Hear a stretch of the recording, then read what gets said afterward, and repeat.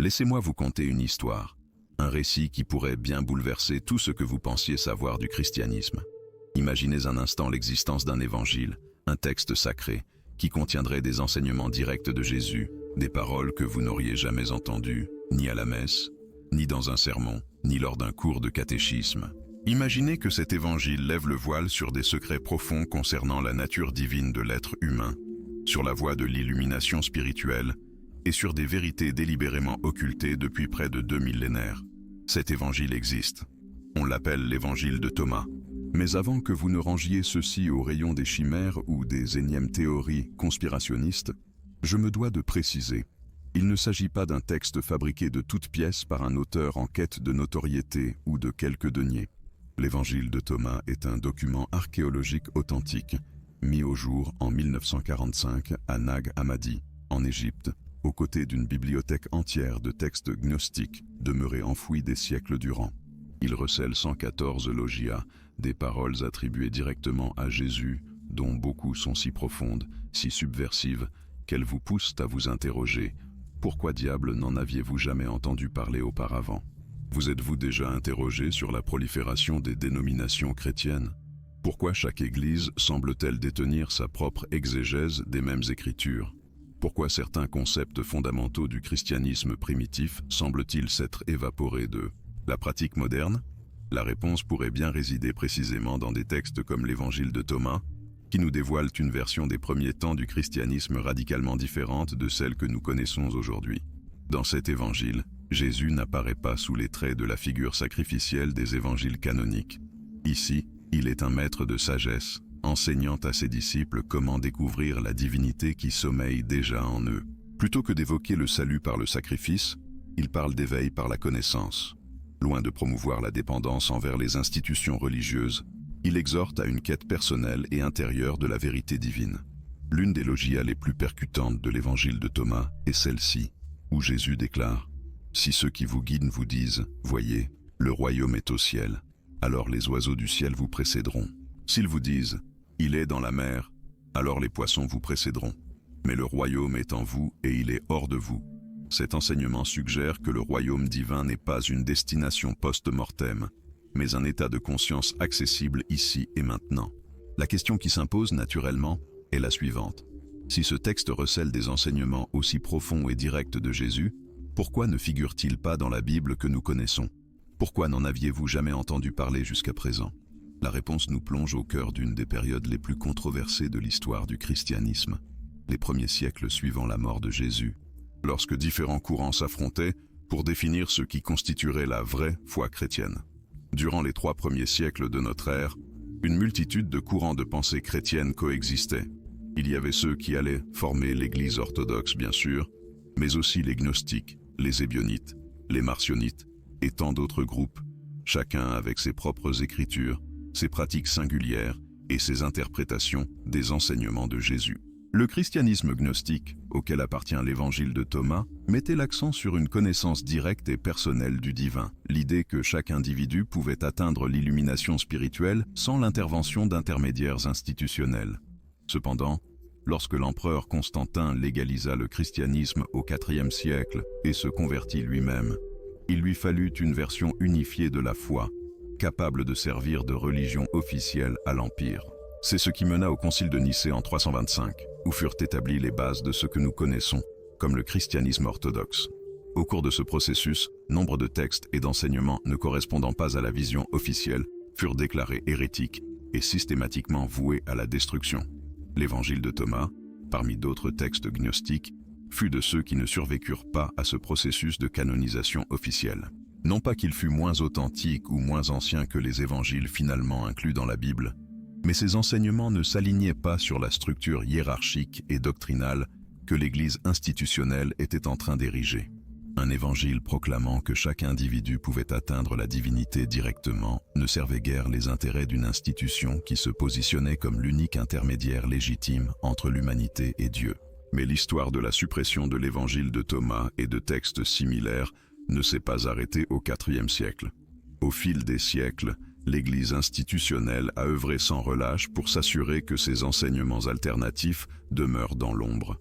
Lorsque des références à ces textes apparaissaient occasionnellement dans les écrits des pères de l'Église, c'était généralement pour les condamner et mettre en garde contre eux, sans jamais en citer le contenu réel, empêchant ainsi le commun des mortels de les évaluer par lui-même. Cette campagne de suppression fut si efficace que, pendant plus de 1500 ans, l'évangile de Thomas n'exista qu'à l'état de rumeurs et de fragments épars. Les érudits savaient son existence par des références dans d'anciens écrits, mais le texte complet était réputé perdu à jamais. Jusqu'en 1945, lorsqu'un paysan égyptien, Muhammad Ali, découvrit une jarre de céramique enfouie près du village de Nag Hammadi. Elle contenait 13 codex de papyrus, incluant le texte intégral de l'évangile de Thomas, ainsi que de nombreux autres écrits gnostiques. Cette découverte bouleversa à jamais notre compréhension du christianisme primitif et révéla l'ampleur de ce qui avait été occulté durant tant de siècles. Le paysan égyptien n'avait aucune idée qu'il venait de trébucher sur l'une des trouvailles archéologiques les plus significatives du XXe siècle, un trésor enfoui depuis environ l'an 400 de notre ère, lorsque les moines du monastère voisin de Saint-Pacôme l'avaient probablement dissimulé pour le protéger de la destruction ordonnée par les autorités ecclésiastiques. L'évangile de Thomas, tel qu'il émergea des sables du désert égyptien, était dissemblable à tout ce que nous connaissions des enseignements de Jésus. Ce n'était pas un récit de sa vie, de sa mort et de sa résurrection, comme les évangiles canoniques, mais une collection de 114 paroles, ou logia, dont beaucoup commençaient par les mots « Jésus a dit ». Ces paroles offraient une vision radicalement différente de la spiritualité, une vision qui insistait sur la quête intérieure de la connaissance divine et la transformation personnelle directe. Certains de ces enseignements étaient familiers, des versions de paraboles figurant également dans les évangiles canoniques, mais beaucoup d'autres étaient entièrement inédits et révélaient des facettes des enseignements de Jésus jamais préservés dans la tradition officielle. Ce qui troubla le plus les érudits religieux traditionnels fut que nombre de ces paroles semblaient authentiques, porteuses de la même sagesse et de la même autorité spirituelle qui caractérisaient les enseignements les plus reconnus de Jésus. Certains spécialistes commencèrent à avancer que certains passages de l'évangile de Thomas pourraient même être plus anciens que leurs équivalents dans les évangiles canoniques, représentant des versions plus primitives des enseignements originaux. Cette éventualité engendra un profond malaise dans certains milieux religieux, car elle impliquait que, pendant plus de 1500 ans, l'humanité avait été privée d'enseignements spirituels d'une valeur inestimable. Le contenu spécifique de ces enseignements perdus expliquait en réalité pourquoi ils avaient été supprimés avec tant de vigueur. L'évangile de Thomas présentait une version du christianisme fondamentalement distincte de ce qui était devenu l'orthodoxie officielle. Au lieu d'insister sur la nécessité du salut par la mort et la résurrection de Jésus, ces logias se concentraient sur la possibilité pour chaque individu de découvrir sa propre nature divine. Plutôt que de promouvoir la dépendance envers des intermédiaires religieux, ils enseignaient des méthodes de quête spirituelle directe et personnelle. Une des paroles les plus révolutionnaires déclarait que le royaume des cieux s'étendait sur la terre, mais que les hommes ne le voyaient pas.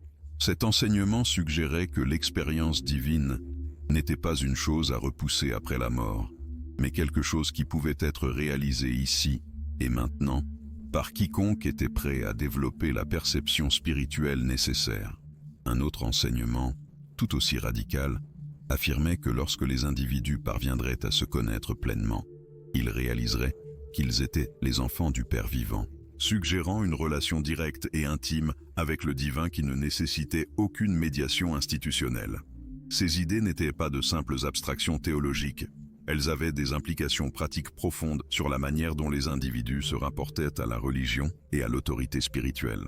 Si chaque individu avait un accès direct à l'expérience divine, alors les structures hiérarchiques de l'Église institutionnelle devenaient au mieux optionnelles et au pire des entraves au développement spirituel authentique. Si le royaume des cieux était déjà présent et accessible à ceux qui avaient des yeux pour voir, alors les promesses de salut futur, conditionnées au respect de doctrines spécifiques, perdaient une grande part de leur pouvoir de contrôle. Si ce genre de révélation vous captive et que vous souhaitez poursuivre l'exploration de ces mystères occultés du christianisme primitif, n'oubliez pas de vous abonner et d'activer la clochette des notifications. Chaque semaine, nous dévoilons des vérités demeurées dans l'ombre pendant des siècles, et votre soutien nous est précieux pour poursuivre cette investigation capitale. Mais les enseignements révolutionnaires de l'évangile de Thomas allaient bien au-delà de ces concepts d'accès direct au divin.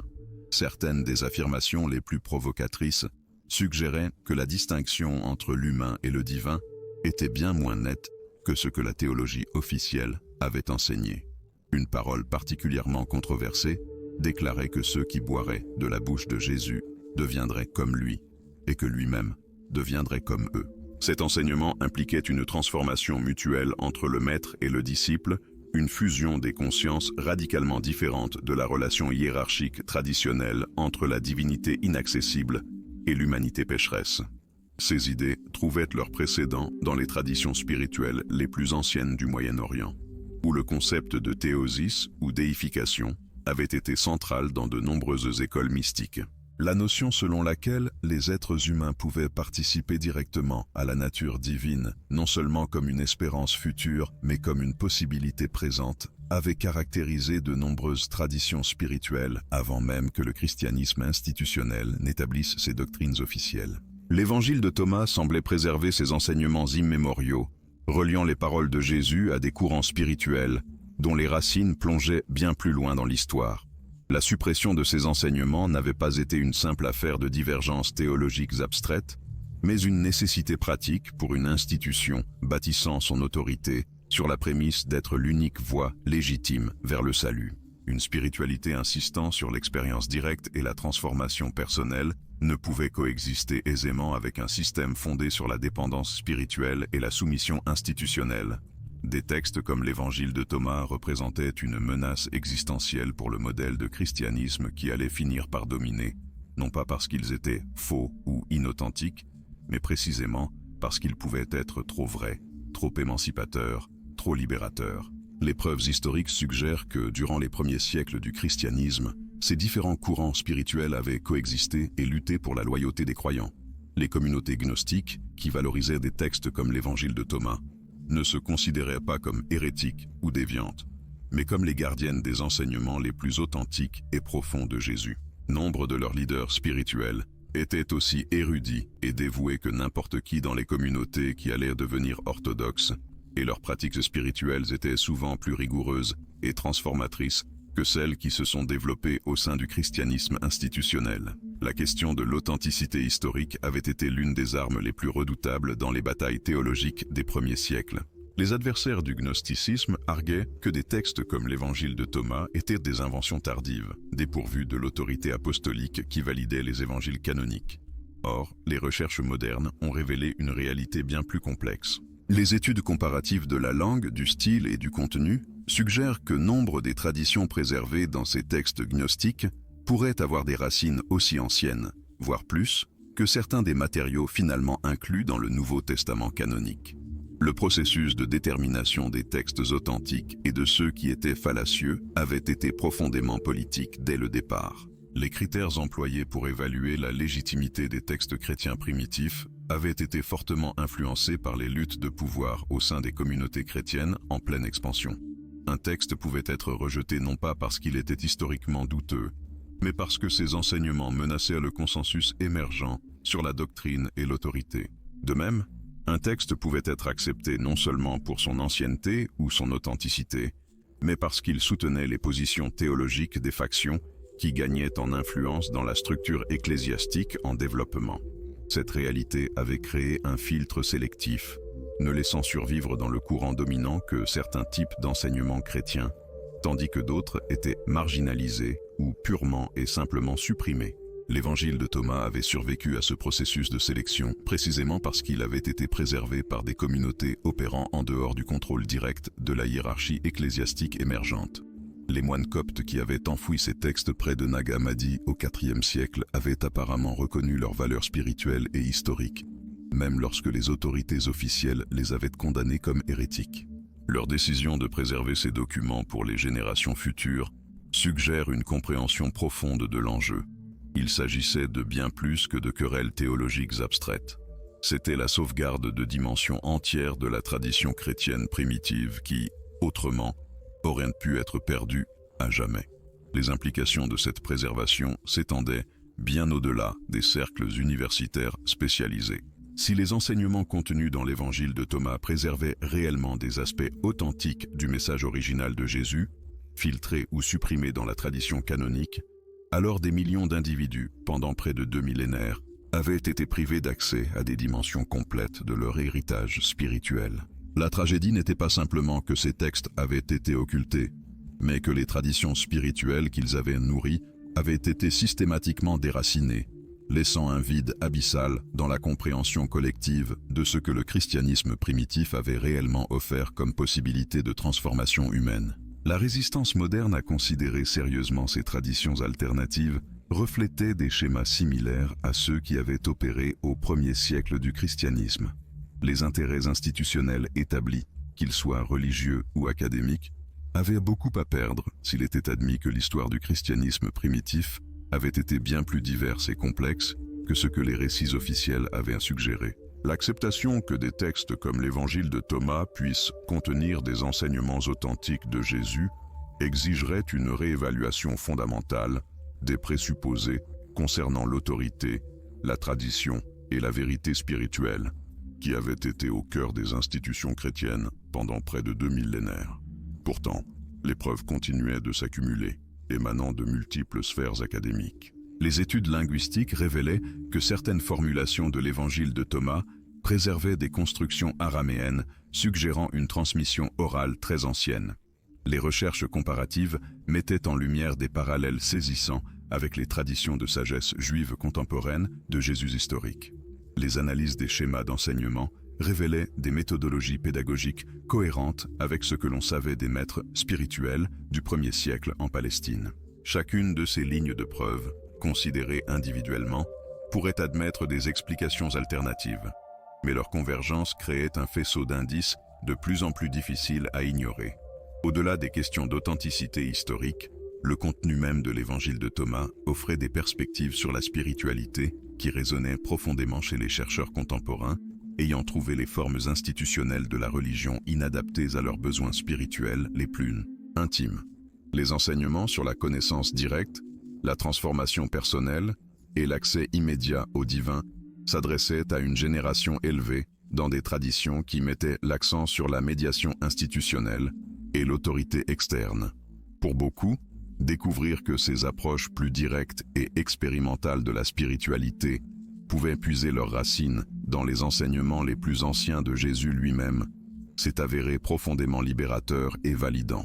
Cette résonance contemporaine a contribué autant à l'intérêt renouvelé pour les textes gnostiques qu'à la résistance persistante à leur acceptation dans les cercles plus traditionnels. Les critiques soutenaient que la popularité moderne de ces textes reflétait davantage les projections de la spiritualité contemporaine que toute compréhension historique authentique de leur signification originelle. Selon cette perspective, les lecteurs modernes trouvaient dans l'Évangile de Thomas ce qu'ils désiraient y trouver, interprétant ces enseignements énigmatiques à travers le prisme de leur propre quête spirituelle, plutôt que de s'astreindre au travail plus ardu de les appréhender dans leur contexte historique initial. Cette critique contenait des éléments valides, certes, mais elle révélait aussi des présupposés problématiques quant à la nature de la compréhension spirituelle et à sa pertinence transhistorique. Si les enseignements préservés dans l'Évangile de Thomas pointaient réellement vers des vérités fondamentales sur la nature humaine et la réalité spirituelle, alors leur capacité à raisonner à travers les siècles pourrait bien être une preuve de leur authenticité, plutôt qu'un argument contre elles.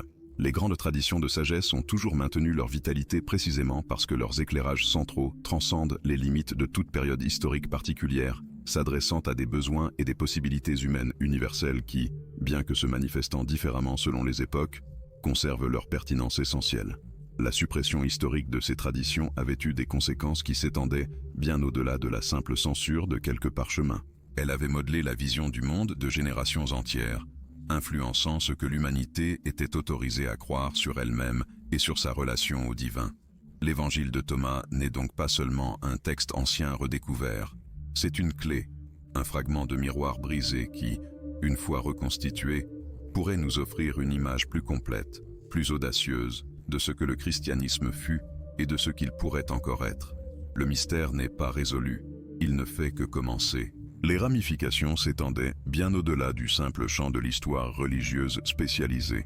La marginalisation des approches expérimentales et mystiques de la spiritualité avait engendré une culture religieuse où la conformité doctrinale primait sur la transformation personnelle, l'autorité institutionnelle sur l'expérience directe et la juste croyance sur la pratique vivante. Ces orientations avaient marqué non seulement le développement du christianisme, mais aussi, plus largement, les attitudes culturelles face à l'autorité, au savoir et à la nature de la vérité elle-même.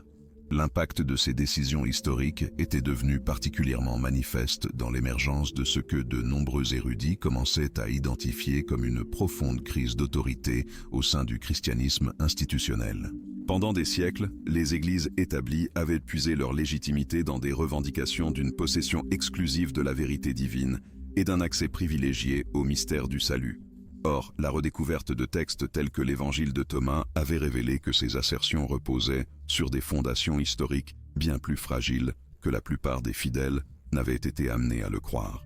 Les enseignements conservés dans ces manuscrits antiques suggéraient que les formes les plus anciennes de la suite de Jésus avaient été bien plus diverses, expérimentales et centrées sur la transformation personnelle que ce que les traditions orthodoxes ultérieures avaient admis.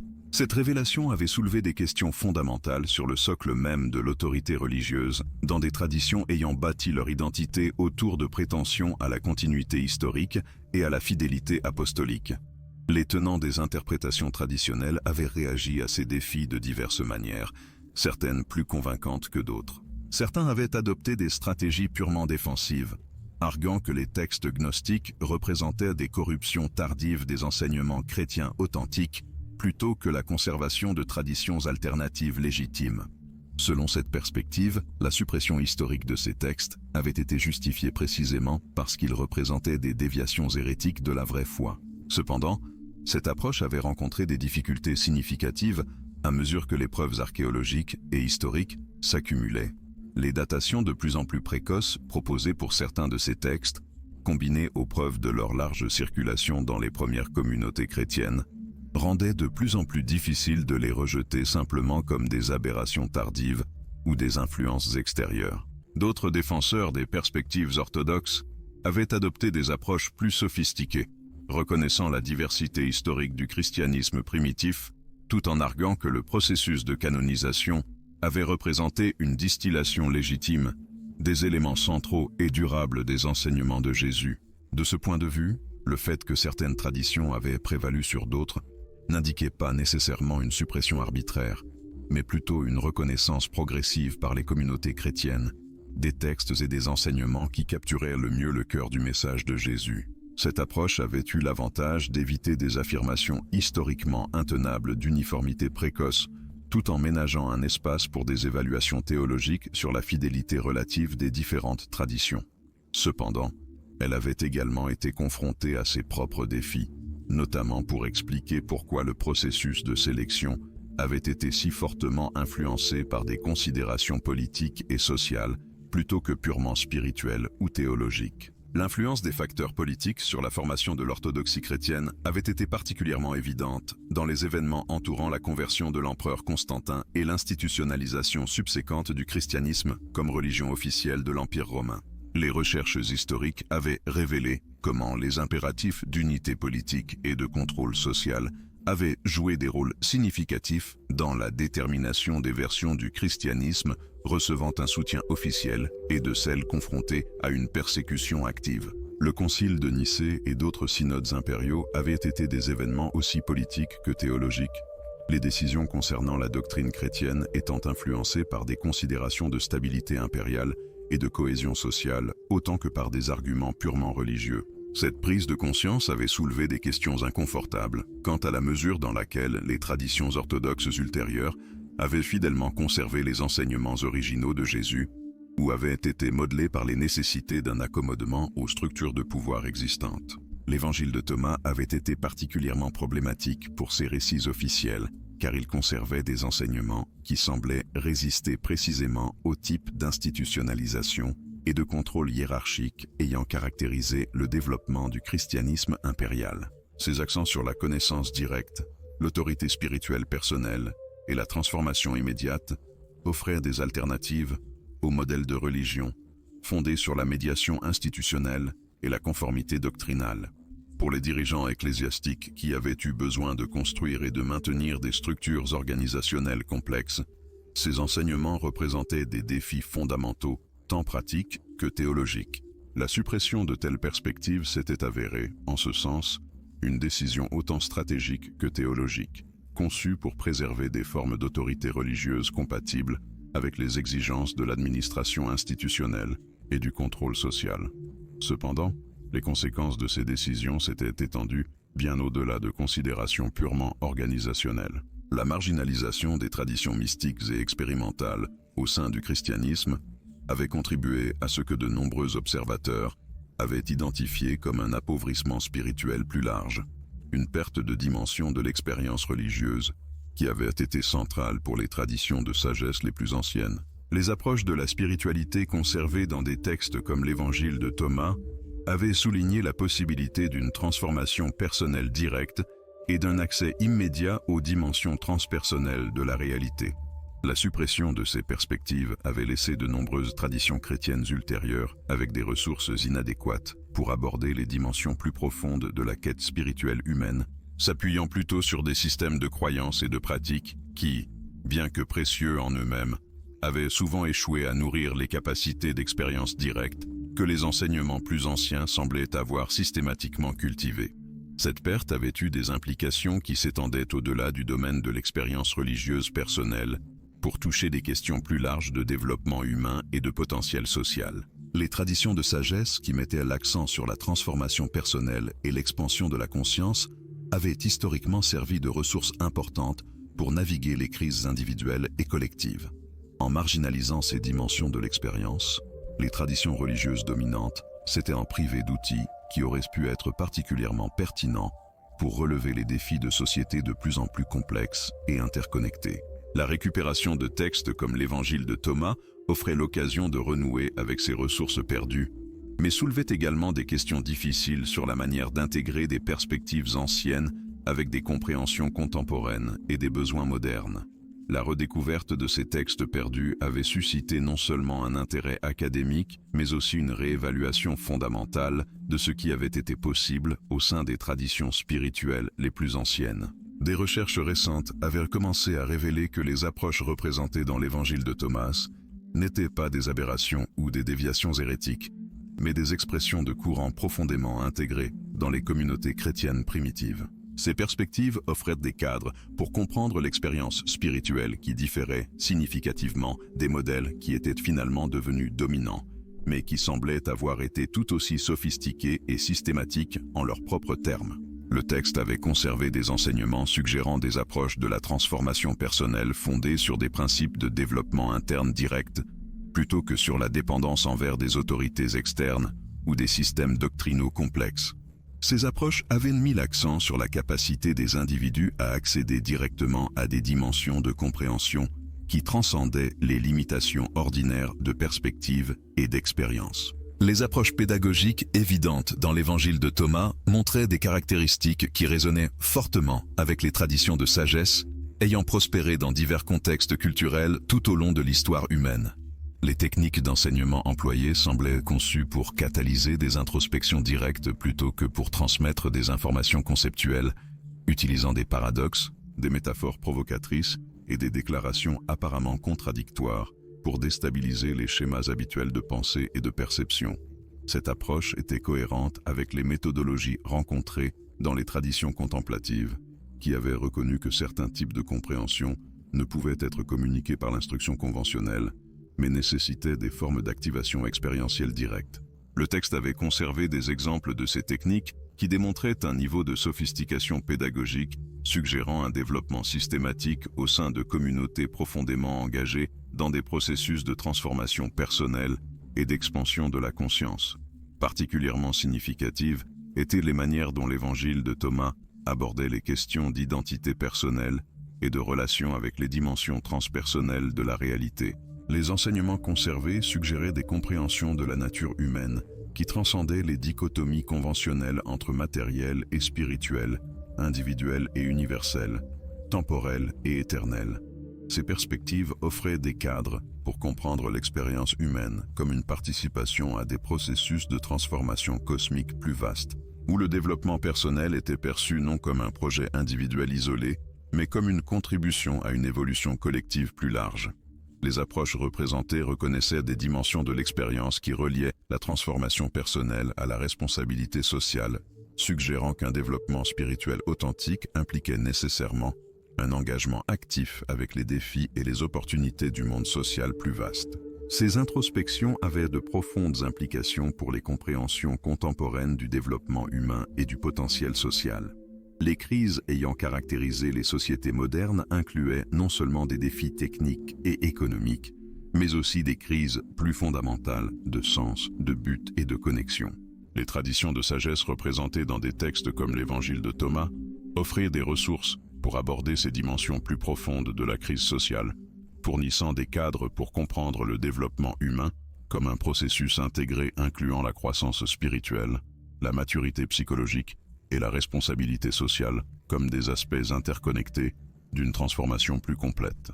La marginalisation de ces perspectives avait contribué aux fragmentations caractérisant les approches modernes de l'éducation, du développement personnel et du changement social, où différentes dimensions de la croissance humaine étaient traitées comme des domaines distincts, plutôt que comme des aspects intégrés d'un processus holistique. La récupération de ces enseignements avait commencé à influencer non seulement les études religieuses, mais aussi des domaines tels que la psychologie, l'éducation et les études de la conscience. Les chercheurs avaient commencé à reconnaître que les traditions représentées dans l'Évangile de Thomas avaient conservé des compréhensions du développement humain remarquablement sophistiquées dans leur reconnaissance des capacités latentes pouvant être cultivées par une pratique systématique et une orientation appropriée. Ces compréhensions incluaient la reconnaissance d'états de conscience, transcendant les limitations ordinaires de perception et d'identité, des capacités d'intuition directe pouvant compléter la connaissance conceptuelle, et des potentiels pour des formes de connexion empathique transcendant les barrières conventionnelles entre individus et groupes. La marginalisation de ces perspectives au sein des traditions religieuses dominantes avait contribué à un appauvrissement plus large des ressources disponibles pour aborder les crises contemporaines, qui exigeaient précisément les types d'innovation créative et de transformation personnelle que ces traditions avaient systématiquement cultivées. Les implications de ces découvertes s'étendaient aux questions fondamentales sur la nature de l'autorité spirituelle et de la légitimité religieuse. L'Évangile de Thomas avait conservé des enseignements suggérant que l'accès aux dimensions plus profondes de la compréhension spirituelle ne dépendait pas de la médiation institutionnelle ou de la conformité à des systèmes doctrinaux spécifiques, mais du développement de capacités internes potentiellement accessibles à tous les individus. Cette perspective défiait les modèles d'autorité religieuse fondés sur le contrôle institutionnel de l'accès aux ressources spirituelles, suggérant plutôt des approches plus démocratiques et participatives du développement spirituel. Pour les institutions ayant bâti leur autorité sur des revendications de médiation exclusive entre les individus et les dimensions transpersonnelles, ces enseignements représentaient des menaces fondamentales, tant pratiques que théologiques. Cependant, les enseignements conservés dans l'Évangile de Thomas ne promouvaient pas un individualisme simpliste ou un rejet de la communauté et de la tradition. Au contraire, ils suggéraient des compréhensions du développement spirituel qui reconnaissaient à la fois l'autonomie personnelle et l'interdépendance sociale comme des aspects essentiels d'une croissance authentique. Les approches représentées soulignaient qu'une transformation personnelle authentique impliquait nécessairement le développement de capacités de connexion plus profondes avec autrui et avec des dimensions plus vastes de la réalité, suggérant qu'une croissance spirituelle véritable était intrinsèquement sociale et relationnelle dans son orientation. Ces perspectives offraient des alternatives tant aux modèles d'autorité religieuse extrêmement hiérarchiques qu'aux formes d'individualisme spirituel niant l'importance de la communauté et de la tradition pour un développement personnel durable. L'intégration de ces compréhensions redécouvertes avec les besoins et opportunités contemporains exigeait une navigation prudente des tensions entre la préservation des introspections anciennes et l'adaptation au contexte moderne. Les défis incluaient non seulement des questions d'interprétation textuelle, mais aussi des questions plus larges sur la manière dont les traditions de sagesse pouvaient être revitalisées sans être déformées par des projections contemporaines ou des besoins culturels spécifiques. La tentation existait à la fois de romantiser les perspectives anciennes et de les rejeter comme non pertinentes pour les conditions modernes, alors que ce qui était nécessaire était un engagement plus nuancé, reconnaissant à la fois les continuités et les discontinuités entre les contextes anciens et contemporains. Ce processus d'intégration nécessitait le développement de nouvelles formes de dialogue entre les traditions, honorant l'intégrité des perspectives historiques, tout en permettant une évolution et une adaptation créative appropriée aux circonstances contemporaines. La convergence de ces traditions redécouvertes avec les mouvements contemporains avait révélé des schémas de résonance fascinants, transcendant les barrières temporelles et culturelles. Les chercheurs avaient observé que de nombreuses pratiques et compréhensions conservées dans l'évangile de Thomas trouvaient des échos surprenants dans les développements modernes au sein de domaines apparemment sans rapport comme les neurosciences, la psychologie transpersonnelle et la physique quantique. Des études récentes avaient suggéré que les états de conscience décrits dans ces traditions anciennes correspondaient à des schémas neurologiques spécifiques que la science moderne avait commencé à cartographier et à comprendre, fournissant une validation empirique pour des expériences auparavant reléguées au domaine du purement spéculatif ou religieux. Les spécialistes de la neuroplasticité avaient documenté comment des pratiques méditatives similaires à celles implicites dans les enseignements de Thomas produisaient des changements mesurables dans la structure cérébrale, particulièrement dans les zones associées à la conscience de soi, à la régulation émotionnelle et à la perception de l'interconnexion. Ces découvertes fournissaient des bases scientifiques pour comprendre pourquoi les traditions anciennes avaient constamment souligné qu'une transformation personnelle authentique exigeait non seulement des changements conceptuels, mais aussi des modifications des modes fondamentaux de perception et de traitement de l'information. L'implication était que les enseignements conservés dans des textes comme l'Évangile de Thomas ne représentaient pas simplement des philosophies abstraites, mais des technologies précises pour le développement de capacités humaines que la recherche contemporaine commençait à valider expérimentalement. Parallèlement, les développements en physique quantique et en théorie des systèmes avaient fourni de nouveaux cadres conceptuels pour comprendre les affirmations rencontrées dans ces traditions sur la nature interconnectée de la réalité. Des concepts comme l'intrication quantique et les propriétés émergentes des systèmes complexes offraient des analogies scientifiques pour les expériences d'unité et d'interconnexion centrale aux enseignements conservés dans l'Évangile de Thomas. Si ces parallèles ne constituaient pas des preuves directes de la validité littérale d'affirmations spécifiques, ils suggéraient que des intuitions fondamentales sur la nature de la réalité conservée dans ces traditions étaient cohérentes avec les compréhensions scientifiques émergentes des principes opératoires de l'univers à des niveaux tant microscopiques que macroscopiques. Cependant, cette convergence entre sagesse ancienne et savoir contemporain exigeait une interprétation minutieuse pour éviter les réductionnismes simplistes, menaçant de déformer à la fois les introspections traditionnelles et les découvertes scientifiques. Le défi était de reconnaître les résonances authentiques sans forcer des correspondances artificielles ou utiliser la validation scientifique pour légitimer des aspects de traditions anciennes opérant dans des domaines d'investigation empirique totalement différents. Les approches les plus prometteuses reconnaissaient que les traditions de sagesse et la recherche scientifique représentaient des méthodologies complémentaires pour explorer différents aspects de l'expérience humaine, chacune avec ses propres forces et limites distinctives. Cette intégration de perspectives offrait de nouvelles opportunités pour aborder les défis contemporains, qui exigeaient à la fois une rigueur intellectuelle et une profondeur de compréhension transcendant les approches purement analytiques. La crise, les problématiques liées à la durabilité environnementale, à la cohésion sociale et au bien-être psychologique avaient exigé des transformations personnelles et collectives qui avaient fortement résonné avec les accents de l'Évangile de Thomas concernant le développement de capacités pour une perception plus claire et une action plus empreinte de compassion.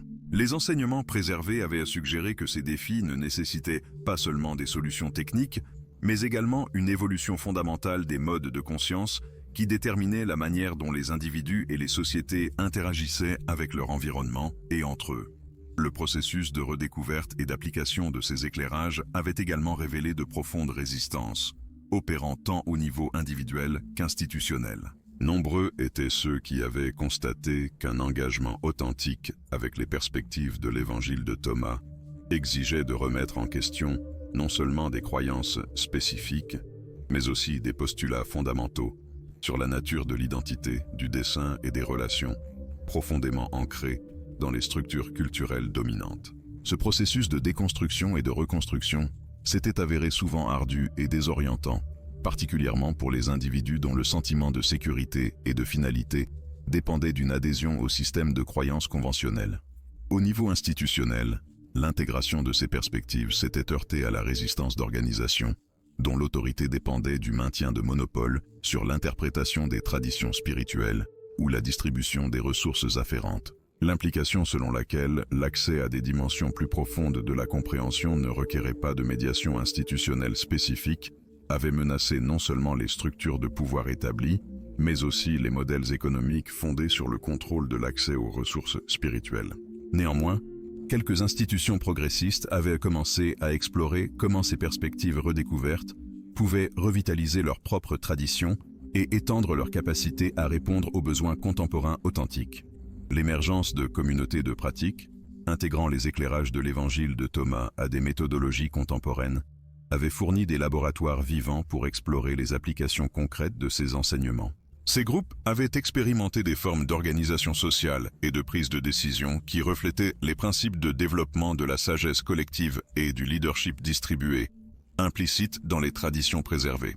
Les résultats, bien que mitigés, étaient souvent prometteurs, suggérant que les approches ainsi représentées offraient des ressources précieuses pour l'élaboration de formes plus participatives et durables d'organisation humaine.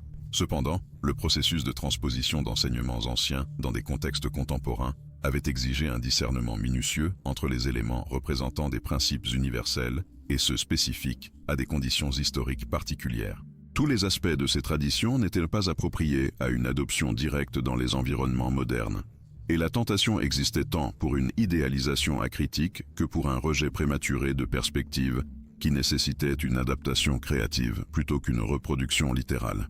Les approches les plus fructueuses avaient reconnu que préserver l'essence de ces enseignements exigeait de permettre une évolution de leur forme d'expression et d'application.